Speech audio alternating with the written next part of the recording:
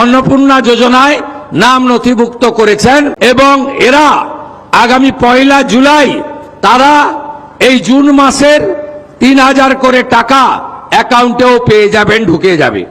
এতটুকু চিন্তা করবেন না। So hello friends, welcome to T master. 1 July ঢুকবে অন্নপূর্ণা ভান্ডারের 6000 টাকা। হ্যাঁ, একদম ঠিক। আজ এই মুহূর্তে এই মঞ্চে দাঁড়িয়ে মুখ্যমন্ত্রী শ্রী শুভেন্দু অধিকারী করলেন এক বিরাট ঘোষণা। অন্নপূর্ণা ভান্ডারের যাদের এখনো পর্যন্ত টাকা ঢুকেনি, 1 জুলাই ঢুকবে 6000 টাকা। জুন মাসের যারা এখনো টাকা পাননি, সেই জুন মাসের 3000 টাকা এবং জুলাই মাসের 3000 টাকা মিলিয়ে টোটালি কিন্তু 6000 টাকা ঢুকবে। কারণ এবার কিন্তু মুখ্যমন্ত্রী ঘোষণা করলেন যে জুন মাসের 1 তারিখে ফর্ম ফিল আপ হয়েছিল, কিংবা যারা আগে ফর্ম ফিল আপ করেছিলেন তারা কিন্তু জুন মাসের 3 তারিখে 3000 টাকা অলরেডি পেয়ে গেছেন 28 লক্ষ মা বোনেরা। এবারে কিন্তু 1,05,00,000 মা বোনেদের ফর্ম জমা পড়েছে অলরেডি। সেগুলো কিন্তু অনলাইনে সাবমিট হয়ে গেছে, ভেরিফিকেশন কমপ্লিট হয়ে গেছে, পোর্টালে আপলোড করা হয়েছে 1,05,00,000 মা বোনেদের নাম। সেগুলো কিন্তু চিন্তার কোনো কারণ নেই, সেগুলো একদম জুলাই মাসের 3 তারিখে টাকা ঢুকে যাবে, জুন মাসের টাকা। এবং সেই জুলাই মাসের টাকাটাও কিন্তু 3, 4, 5 জুলাই কিন্তু ঢুকে যাবে, অর্থাৎ জুন এবং জুলাই মিলে কিন্তু 6000 টাকা হচ্ছে। তো চলুন মুখ্যমন্ত্রীর বক্তব্য আমরা কিন্তু একটু ভালো করে শুনে নেব, উনি কি সত্যি ঘোষণাটি করলেন এরকম, চলুন শুনে নেব। ইতিমধ্যে জুন মাসে 3 তারিখে 28 লক্ষ মা বোন দিদির অ্যাকাউন্টে 3000 টাকা করে ঢুকে গেছে। এখন অবধি 1,05,00,000 আমাদের মা বোন দিদি তারা এই অন্নপূর্ণা যোজনায় নাম নথিভুক্ত করেছেন। তাদের ভেরিফিকেশন কমপ্লিট করে আমরা পোর্টালে আপলোড করে দিয়েছি এবং এরা আগামী 1 জুলাই তারা এই জুন মাসের 3000 করে টাকা অ্যাকাউন্টেও পেয়ে যাবেন, ঢুকে যাবে। এতটুকু চিন্তা করবেন না। এখনো যারা বাকি আছেন জনকল্যাণ শিবিরে আপনারা ফর্ম ফিল আপ করুন, আধিকারিকরা সাহায্য করবে এবং আমরা প্রয়োজন হলে আমাদের বাড়ি বাড়ি গিয়ে সেই সহযোগিতা আপনাদেরকে করব। এর বাইরেও আগামী 22 তারিখে রাজ্য বাজেট আছে, সেখানে যুবকদের জন্য, সরকারি কর্মচারীদের জন্য, আমাদের শিক্ষিত চাকরি প্রার্থীদের জন্য আমাদের আরো অনেক কর্মসূচি আপনারা দেখতে পাবেন। যেহেতু বাজেট আছে আমি তার আগে বলতে পারবো না। অন্নদাতা ভগবান কৃষক যারা আছেন, কৃষকদের জন্য, তাদের জন্য আমরা কর্মসূচি নিতে চলেছি। আপনারা আমাদের সহযোগিতা করুন। তো আপনারা কিন্তু মুখ্যমন্ত্রী শ্রী শুভেন্দু অধিকারীর বক্তব্য শুনতেই পেলেন। উনি কিন্তু পরিষ্কার করে বললেন যে জুন মাসের 3 তারিখে 28 লক্ষ মা বোনদের কিন্তু টাকা অলরেডি ঢুকে গেছে এবং এই মুহূর্তে 1,05,00,000 মা বোনদের নাম কিন্তু পোর্টালে আপলোড করা হয়ে গেছে, ভেরিফিকেশন কমপ্লিট হয়ে গেছে। তাদের টাকা কিন্তু 1 জুলাই, ঠিক আছে, জুন মাসের টাকা তাদের 1 জুলাই, একদম জুলাই মাসের 1 তারিখে 3000 টাকা ঢুকে যাবে। জুন মাসের টাকা কিন্তু এটা, এবং জুলাই মাসের টাকা যেরকম ঢোকে 3 থেকে 5 তারিখের মধ্যে কিন্তু ঢুকে যাবে। অর্থাৎ জুন মাসের টাকাটা কিন্তু 1 তারিখে ঢুকবে জুলাই মাসের, এবং জুলাই মাসের টাকাটাও 3 তারিখের পর যে কোনো তারিখে 1 তারিখে কিন্তু ঢুকে যাবে। অর্থাৎ 2 মাস মিলে কিন্তু 6000 টাকা হচ্ছে। এটা কিন্তু মুখ্যমন্ত্রী একদম পরিষ্কার করে বললেন, ঠিক আছে। অতএব চিন্তার কোনো কারণ নেই।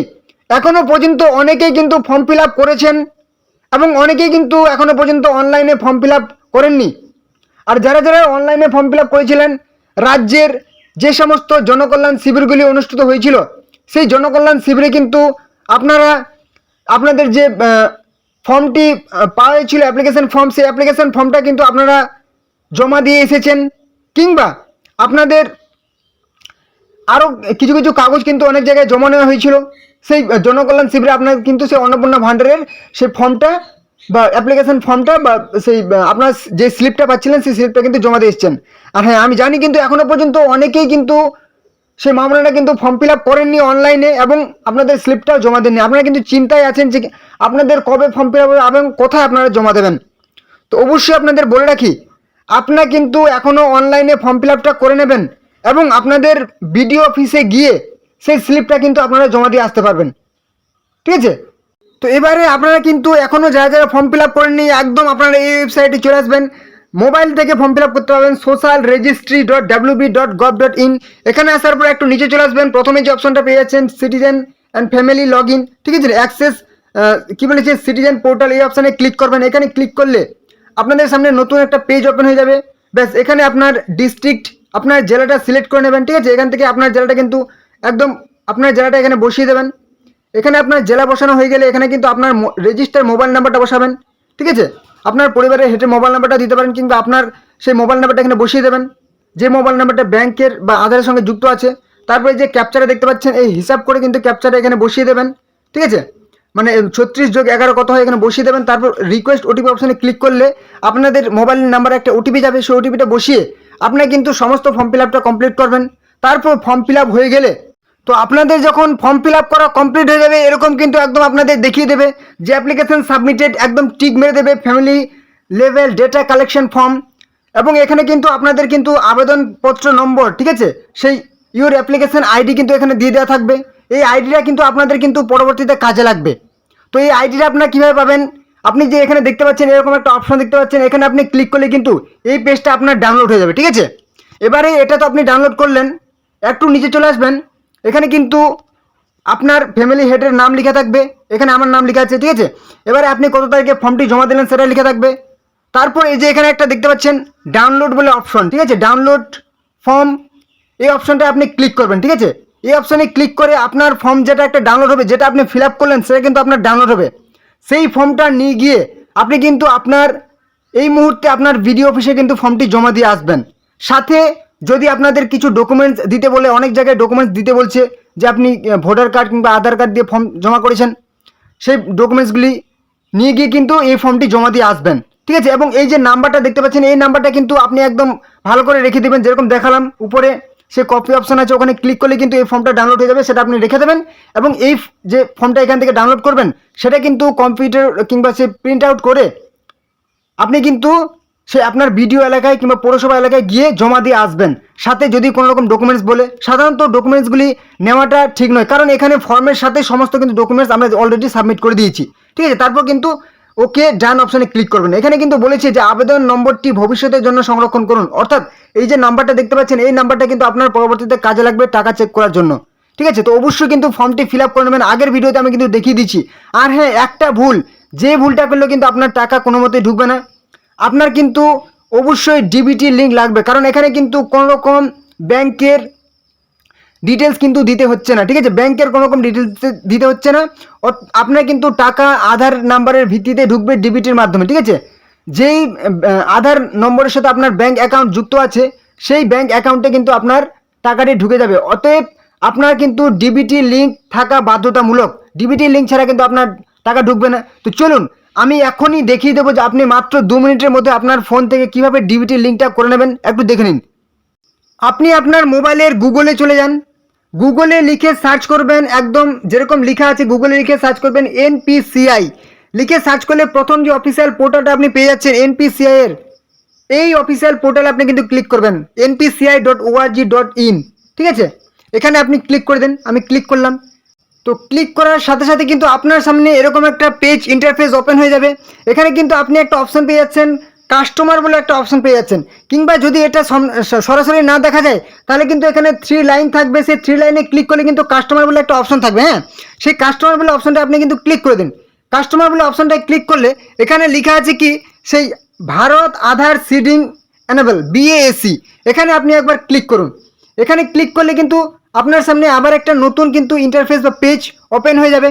ঠিক এরকম কিন্তু পেজ ওপেন হয়ে যাবে, যেখানে কিন্তু আপনাকে টাইম দেবে, এই টাইমের মধ্যে আপনাকে কাজটা করতে হবে। এবং এবারে চলে আসি বাম দিকে, এখানে দেখতে পাচ্ছেন যে এখানে কিন্তু খুব সুন্দর করে বলেছে আধার ম্যাপড স্ট্যাটাস, অর্থাৎ এখান থেকে আপনি কিন্তু স্ট্যাটাসটা চেক করতে পারবেন যে আপনার আধার লিঙ্ক করা আছে কি নেই। আমি কিন্তু একটু স্পিড বলার চেষ্টা করবো যাতে ভিডিওটা খুব তাড়াতাড়ি বা একটু ছোট হয়, অনেক যেন বোরিং না লাগে। তো এখানে কিন্তু আধার ম্যাপ স্ট্যাটাস, অর্থাৎ এখান থেকে আপনি কিন্তু আধার চেক করতে পারবেন যে লিঙ্ক আছে কি নেই। আর এখানে দেখতে পাচ্ছেন আধার সিডিং এবং ডিসিডিং, অর্থাৎ এখান থেকে আপনাকে আধার লিঙ্ক করতে হবে। তো চলুন সবার আগে আমরা দেখে নেবো যে আমাদের আধার লিঙ্ক করা আছে কি নেই, অর্থাৎ ডিবিটি লিঙ্ক আছে কি নেই ব্যাংকের সাথে। আধার মে স্ট্যাটাস অপশানে আমি ক্লিক করলাম। এখানে ক্লিক করলে কিন্তু সবার প্রথম আপনার কী রাখবে, সে আপনার আধার নাম্বারটা কিন্তু এখানে বসিয়ে দেবেন। এখানে 4টা সংখ্যা, এখানে 4টা সংখ্যা, এখানে 4টা সংখ্যা, মানে পরপর করে ক্লিক করলে কিন্তু অটোমেটিক এখানে 4টা করে নিয়ে নেবে। তারপর এই যে সংখ্যাটা দেখতে পাচ্ছেন, এই সংখ্যাটা যেরকম আছে এখানে কিন্তু বসিয়ে দেবেন।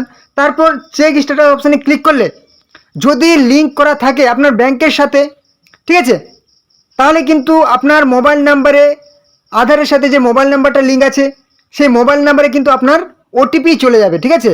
আধারের সাথে যদি মোবাইল নাম্বার লিঙ্ক থাকে তাহলে কিন্তু ওটিপি চলে যাবে, সেই ওটিপিটা বসাতে হবে, ঠিক আছে। ওটিপিটা বসালে আপনার কোন ব্যাংকের সাথে আধার লিঙ্ক করা আছে অর্থাৎ ডিবিটি লিঙ্ক করা আছে সেটা কিন্তু আপনি চেক করতে পারবেন। এবারে চলে আসি, আপনি যদি চেকটা পরিবর্তন করতে চান তাহলে কিন্তু, কিংবা নতুন করে লিঙ্ক করতে চান তাহলে কিন্তু আধার সিডিং ডিসিডিং অপশন আছে, এই অপশনটায় আপনি একবার ক্লিক করুন, ঠিক আছে। এই অপশনটায় ক্লিক করলে আপনার সামনে কিন্তু আবার একটা নতুন মানে অপশন চলে এসেছে, কি রিকোয়েস্ট ফর আধার সিডিং ডিসিডিং। এখানে সবার প্রথম আপনাকে কী করতে হবে, অবশ্যই আপনার কিন্তু সেই আধার নাম্বারটা কিন্তু এরকম যেরকম আছে এখানে বসিয়ে দেবেন। প্রথমে আধার নাম্বার বসালেন, তারপর বলেছে কি আপনি কি আধার লিঙ্ক করতে চাইছেন নতুন করে, নাকি একটার সাথে লিঙ্ক আছে সেটা লিঙ্কটাকে ডিলিঙ্ক করে আবার নতুন করে লিঙ্ক করতে চাইছেন। যদি নতুন করে লিঙ্ক করতে চান তাহলে কিন্তু সিডিং অপশানে ক্লিক করবেন। তারপর আপনাকে এখানে কোন ব্যাংকের সাথে লিঙ্ক করতে চাইছেন সেখানে এখান থেকে ব্যাংক কিন্তু আপনার ব্যাংকটা এখান থেকে সিলেক্ট করবেন। যত রকম ব্যাংক আছে এ দিয়ে, বি দিয়ে বা সি দিয়ে, ডি দিয়ে, যত রকম ব্যাংক আছে এখান থেকে কিন্তু আপনি আপনার ব্যাংক সিলেক্ট করে নেবেন, ঠিক আছে। আপনার যে ব্যাংক হবে অবশ্যই কিন্তু আপনার এখানে ব্যাংকটা কিন্তু এখানে সিলেক্ট করে নেবেন। এখানে আপনার যখনই ব্যাংক সিলেক্ট করা হয়ে যাবে, এবারে চলে আসি আপনার ব্যাংকের অ্যাকাউন্ট নাম্বারটা কিন্তু এখানে বসিয়ে দেবেন, আবার অ্যাকাউন্ট নাম্বারটা এখানে বসিয়ে দেবেন। তারপর দেখতে পাচ্ছেন এই যে আপনার সম্মতি চাইছে, ঠিক আছে, মানে টিক মেরে দিলেন। তারপর একটু নিচে চলে আসুন, এই যে ক্যাপচাগুলো দেখতে পাচ্ছেন এখানে এখানে বসিয়ে দেবেন, অর্থাৎ এই যে সংখ্যাগুলো দেখতে পাচ্ছেন বসিয়ে দেবেন। তারপর সাবমিট অপশানে ক্লিক করলেই আপনার কিন্তু মোবাইল নাম্বার ওটিপি যাবে, ওটিপি বসিয়ে দেবেন এবং সাথে সাথে কিন্তু আপনার ডিবিটি লিঙ্ক অর্থাৎ ব্যাংকের সাথে আধার লিঙ্ক হয়ে যাবে, অর্থাৎ ডিবিটি লিঙ্ক হয়ে যাবে। এবারে টাকা ঢুকতে আপনার কিন্তু আর কোনো রকম সমস্যা হবে না। যত রকম প্রকল্প আছে এখন কিন্তু এভাবে টাকাগুলি ট্রান্সফার করা হবে। আপনি সেই কৃষক বন্ধু বলুন বা পিএম কিষাণ বলুন কিংবা আপনার অন্নপূর্ণা ভাণ্ডার বলুন বা যুব শক্তি বলুন, সমস্ত প্রকল্পের টাকা কিন্তু এভাবে ঢুকবে, ঠিক আছে। এবং যদি কোনো রকম সেই সমস্যা হয় ডিবিটি লিঙ্ক করতে অবশ্যই কিন্তু কমেন্ট বক্সে জানাবেন। তো অবশ্যই এখনও পর্যন্ত ফর্ম ফিল আপ যারা করেছেন, ঠিক আছে, এবং টাকা ঢুকেনি, চিন্তার কোনো কারণ নেই। আপনাদের যদি অনলাইনে ফর্ম ফিল আপ করে থাকেন অবশ্যই কিন্তু আপনাদের টাকা ঢুকে যাবে। এবং সবাইকেই কিন্তু অনলাইনে ফর্ম ফিল আপটা করতে হবে। যেনারা আগে অফলাইনে ফর্ম জমা দিয়েছিলেন প্রথম দিন এবং টাকা পেয়ে গেছেন তাদেরকেও কিন্তু অনলাইনে ফর্ম ফিল আপ করতে হবে। এবং 3 তারিখ কিংবা তার আগে 3 তারিখের আগে যারা অনলাইনে ফর্ম ফিল আপ করেছিলেন তাদেরকেও কিন্তু ফর্ম ফিল আপ করতে হবে। কারণ এখানে পরিষ্কার করে লেখা আছে যে যাদের হচ্ছে কি 3 তারিখে ফর্ম জমা পড়েছে জুন মাসের, তাদের কিন্তু অনলাইনে ফর্ম ফিল আপ করতে হবেই নতুন ফরম্যাটে। কারণ তাদের ফর্মগুলি কিন্তু পুরনো অফিসিয়াল ওয়েবসাইটে কিন্তু জমা পড়ে গেছে। আর এই মুহূর্তে কিন্তু যে অফিসিয়াল ওয়েবসাইট সেটা কিন্তু পরিবর্তন করা হয়েছে socialregistry.wb.gov.in, কিন্তু আগের ওয়েবসাইটটা ছিল socialsecurity.gov.in, ঠিক আছে। অতএব 3 তারিখ কিংবা যার আগে যতজন ফর্ম জমা করেছিলেন অফলাইন কিংবা অনলাইন সবাইকেই ফর্ম জমা করতে হবে অনলাইনে, ঠিক আছে, যারা টাকা পেয়ে গেছেন তাদেরকেও। এবং অবশ্যই ডিবিটি লিঙ্কটা করে নেবেন। এবং আপনাদের যে আপনারা দেখালাম যে আপনাদের সেই স্লিপটি পাচ্ছেন কিংবা অ্যাপ্লিকেশন ফর্মটা পাচ্ছেন, সেই ফর্মটা কিন্তু ডাউনলোড করে নেবেন এবং আপনাদের বিডিও অফিসে জমা দিয়ে আসবেন, ঠিক আছে। তো এই ছিল কিন্তু আজকের গুরুত্বপূর্ণ আপডেট। অবশ্যই যদি ভিডিওটি ভালো লাগে, কাজে লাগে, অবশ্যই কিন্তু একটা লাইক করে দেবেন। কোনো রকম প্রশ্ন থাকলে কমেন্ট বক্সে জানাবেন এবং অবশ্যই চ্যানেলে নতুন হয়ে থাকে চ্যানেলটিকে সাবস্ক্রাইব করে দেবেন এরকম বিজেপি সরকারের সমস্ত প্রকল্পের আপডেট খবর পাওয়ার জন্য, ঠিক আছে। এবং চাকরির সমস্ত খবর পাওয়ার জন্য অবশ্যই চ্যানেলটিকে সাবস্ক্রাইব করে দেবেন, ঠিক আছে। এবং অবশ্যই কিন্তু আপনাদের বন্ধু বান্ধব আত্মীয় পরিজনের সাথে ভিডিওটি শেয়ার করে দিন অনেক হোয়াটসঅ্যাপ ফেসবুক গ্রুপে, যাতে তারাও এই গুরুত্বপূর্ণ আপডেট খবরটি পেয়ে যায়। ওকে, তো চলুন পরবর্তী ভিডিওতে আবার দেখা হবে। জয় হিন্দ, জয় ভারত।